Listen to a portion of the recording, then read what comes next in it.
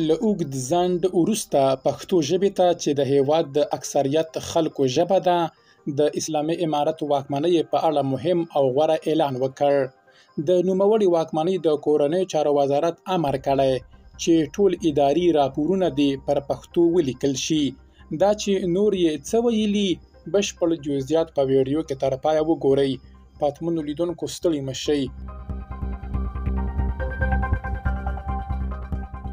د طالبانو د کورنیو چارو وزارت یو رسمي سند ښیي چې د دې وزارت له لوري ټولو ولایتونو ته سپارښتنه شوې چې له بدخشان، بامیان او پنجشیر پرته په ټولو ولایتونو کې رسمي مکتوبونه او لیکلي اسناد باید پر پښتو ژبه ولیکل شي.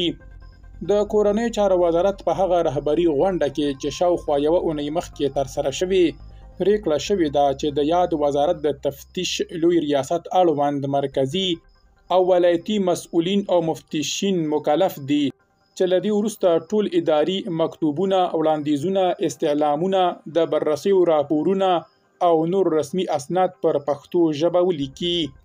د طالبانو سرچینو ویلي چې یوازې 3 ولایتونه بدخشان، بامیان او پنجشیر له دې پریکړې استثنا دي.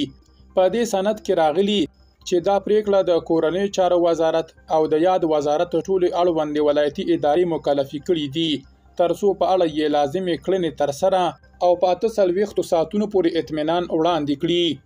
د دې امر سند د طالبانو د کورنیو چارو وزارت د تفتیش لوی رئیس مفتي محمد سالم عبرت لخوا لاسلیک شوی دی. د تیر جمهوریت پر مهال د افغانستان اساسي قانون کې د هیواد 2 رسمي ژبې پښتو او دري وي، خو په دولتي ادارو کې د مکتوبونو او راپورونو لیکلو پر مهال بیا د دواړو رسمي ژبو ترمنځ انډول نه ساتلو په اړه نیوکې موجودې وې.